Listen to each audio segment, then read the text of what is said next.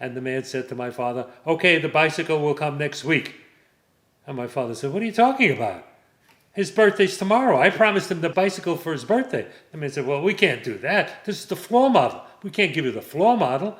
And he began to tell him why not, that it might have a scratch on. My father looked at me as though, do you care about that? No, I don't care about that. So my father said, no, I want that bicycle for my son.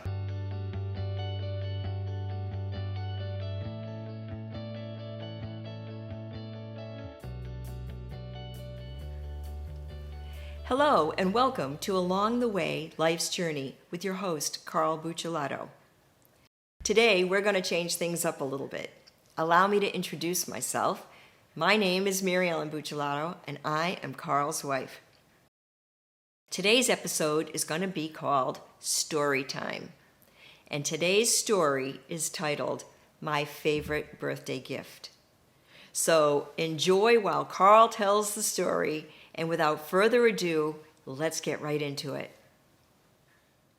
Carl, as far back as you can remember, what was your favorite birthday gift as a child? And how old were you when you received it? Without question, that was my red Schwinn bicycle. I was 8 years old. All the other boys in the neighborhood already had their bicycles, and I didn't have one yet. My folks were poor and living on a tight budget, and we didn't have enough money for a bicycle. But miraculously, a new store opened in our neighborhood called Times Square Stores. And they sent out mailings to all the residents in the local neighborhood saying that you can have a credit card, something extremely new in those days. Nobody ever heard of credit cards. And if you were a local resident, you can come into the store and get a credit card and buy something and pay for it on time. And the example they gave is if you made a $50 purchase, it would be $2 or $3 a month. And so my mother, knowing how much I wanted a bicycle, all the other boys had the bicycle already, convinced my dad that for my birthday, July 17th, I should get a bicycle. And so the day arrived. It was a Saturday, I remember very clearly, the day before my birthday. My dad took me the 3-block walk to go to Times Square store to buy my new bicycle. Times Square store was really more of an auto supply store. They sold tires and tools and all kinds of fittings. But since bicycles included tires, they included a section in the store with bicycles. And the minute we walked in the front door, the smell of tires, the rubber was overwhelming. The strong smell of tires. I'm sure that if you ever walked into a tire store recently, those of you watching this, you'll remember that smell is overwhelming. You can't help but avoid it. But I shot right through that smell and visited around the store like laser looking for where are the bicycles. And sure enough, in the far distance of the store, there are 5 or 6 bicycles. Little ones, medium-sized ones, and larger ones. And the one I wanted was a 30-inch wheel, red Schwinn. That meant that the wheel on the tire was for an adult, young adult or adults. And I was still 8 years old, mind you. So anyway, my father asked the man about the credit. The man said yes, and he agreed we would get the bicycle, and my father filled out the documents, and the man said to my father, okay, the bicycle will come next week. And my father said, what are you talking about? His birthday's tomorrow. I promised him his bicycle for his birthday. The man said, well, we can't do that. This is the floor model. We can't give you the floor model. And he began to tell him why not, that it might have a scratch on. My father looked at me as though, do you care about that? No, I don't care about that. So my father said, no, I want that bicycle for my son. And he said, sir, it'll come next week and you'll have it for your son. He said, tomorrow's his birthday. Either you give me that bicycle right now or the deal is off. And I never heard my father talk like that before or since. So sure enough, the salesman figured, well, it's Saturday night, they're ready to close anyway. The next day was Sunday. He said, okay, you got the bike. So we took the bicycle, and my father wouldn't let me ride it in the street because we had to go through 2 streets before crossing a main thoroughfare to get on the block where I lived. So we walked it up there. And then finally we crossed over what was called 86th Street at that time, and overhead was an elevated train, and the trains kept going over, boom, boom, boom, boom. And then the only thing I'm thinking is, will you hurry up? I have to get on my bicycle. This is my new bicycle. My bicycle. I never had a bicycle. And tying the words together, mine and bicycle, whoa, how exciting that was. So we finally had a red light where we could cross, and we crossed through, and we went on the next side of the street, and my father said, okay, you can ride the bicycle home. So I get on the bicycle, and the moment I sit on that bicycle, and I put my tush into that big black leather seat, and I get all of those grips, it was the wild one. I mean, Marlon Brando hadn't been made yet, but I was the antithesis of the motorcycle rider, 8 years old, on a bicycle in the streets of Brooklyn. So we're riding down the street, and as I'm riding down the street, and the wind is blowing in my hair, and in my mind I'm going 95 miles an hour, and I'm probably just going like this, pedaling one foot over the other.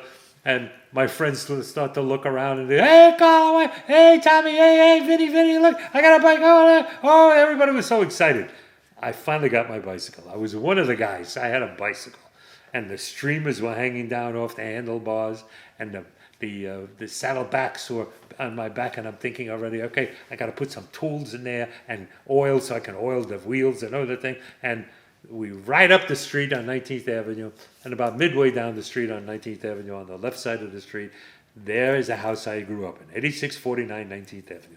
And out on the porch is my mother, smiling ear to ear, with two things. In her right hand, a bag of clothespins, and in her left hand, a deck of playing cards.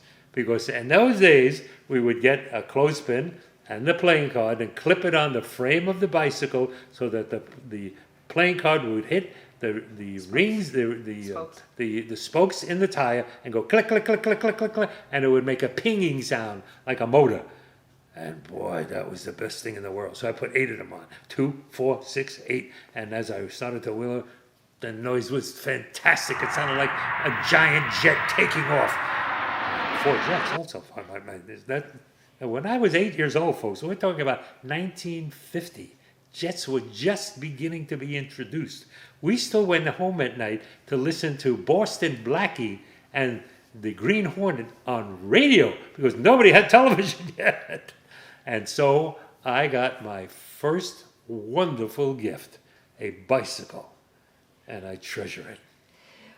Carl, I'm sure everybody listening to this story can relate. Almost every child got a bicycle or rode one of their friends. So tell us, Carl, on an average day in the summertime, where would you go on your bike? Oh, I'd have early breakfast. My father would get up to go to work, and he'd make coffee, and he'd make some something to eat, either biscuits or an egg or something, and we'd have it, and I'd be out on the street by 8 o'clock in the morning. The latest, 8 o'clock in the morning. And all my friends were out there. And we'd ride up and down the neighborhood and around the block. And we'd go over to the schoolyard, which is PS 200, the school that I went to, which was 2 blocks away. Or we'd drive down to the park, the local park, which was 4 or 5 blocks away.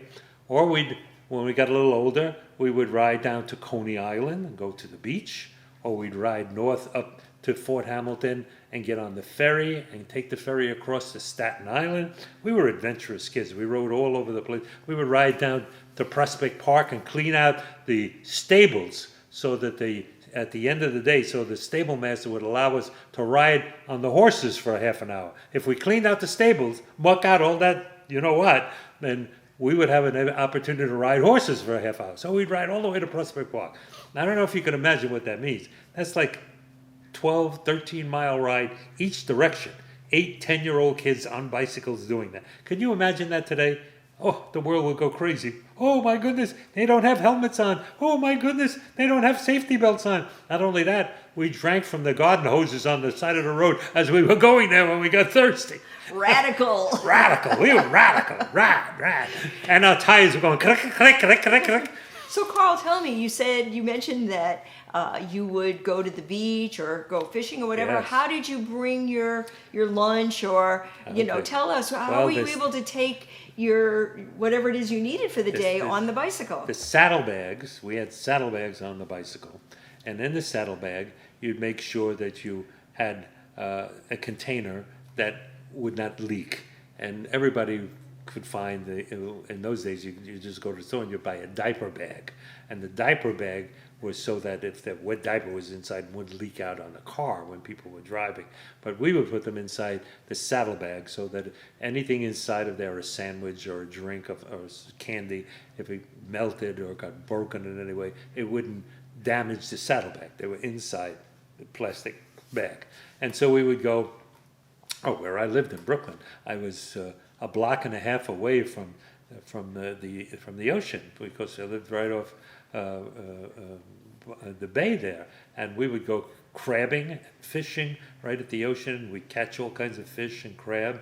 As a matter of fact, we would get so many crabs, we would bring them up to 86th Street. I mentioned earlier, 86th Street was a commercial street in the neighborhood, and we'd go up to the fish market, and we would sell bushels of crab to the fish market so that they would sell them to to customers. And we would sell them 2 crabs for a nickel, and he'd sell the crabs for 10, 12 cents a crab, something like that. But they were blue shell crabs, big, and they were abundant. There were so many of them. There were millions of them there. And we would also get clams. We'd go to Brighton Beach, and we'd rake up clams and scongilis, and we'd go swimming on the pier, and Steeplechase Pier in Coney Island, and we'd swim out, and I'd have a sack wrapped around my waist on a rope tied to a sack, and I'd go to the pillars that hold up the pier, and with a knife you'd scrape off the mussels that were forming on the side of the pier on the pillars, and fill up the sack and bring it. Many of them we'd take home, of course, to eat, but a lot of them we would sell to make a few pennies, a quarter here, a dollar there, that kind of thing. We never paid to go to Coney Island. We either rode down on our bicycles, or we would hop over the turnstile and take the subway to Coney Island. And the same thing was true when we'd go to the movies. There was the Loews Oriental right there, and whenever there was a movie playing, everybody wanted to go to the movie. Well, it would cost 25 cents to go to the movie. That's a big amount of money. So one guy would go, we'd chip our money in, and one guy would go and he'd pay 25 cents, and they'd give him his bag of popcorn, and he'd go into the movie theater, and he'd go off to the side, open the side door, and 10 of us would sneak in, and we'd get in the movie and spend the afternoon in the movie if it was raining out. So, Carl, that sounds so exciting. It sounds like your bicycle took you on many an adventure all around the boroughs and the city and over the Brooklyn Bridge. And Yes, you tell us that you got your bike on your birthday, which was July 17th. Yes. So what was it like riding the bike as the autumn came and into the winter? Did you get to ride it as much? Yes, as long as there wasn't slushy snow on the ground, I would ride the bicycle practically every day, even in the wintertime. In the cold weather, you just dressed warmly for it, and it prepared me, actually, because I think I'd mentioned before, when I was 12 years old, my first job was riding a bicycle for Western Union, delivering telegrams in New York City. Now that was an entirely different thing. That was the hustle and bustle of downtown Manhattan and the financial district, cars and cabs and deliveries, and it was just incredible. You had to really know your stuff to weave your way in and out of the traffic and keep from getting hit by a car of some kind. But it was worth it, because you'd get a nickel tip when you delivered a Western Union telegram. Carl, thank you so much for sharing this story. I'm sure just about everybody in hearing your story can remember when they got their first bike and the excitement of it. And so we are going to wrap this one up, and stay tuned for the next story time, because we are going to start doing stories of yesteryear. And we're going to pick stories, both Carl and I, of situations that each one of you as our viewing audience can relate to and remember the happy times. I hope you enjoyed Carl's story today. I know I certainly did. If you liked the video, would you please give us a thumbs up and consider subscribing to our channel? Also, would you share this video on your social media pages? I think we all need a little laughter and reminiscing from time to time. And there's going to be more stories coming forward. Both Carl and I are going to dig back deep into our memory banks and share some fun stories that we believe all of you will enjoy and identify with. And so until next time, keep the memories alive and Keep sharing your stories. Thank you, and God bless.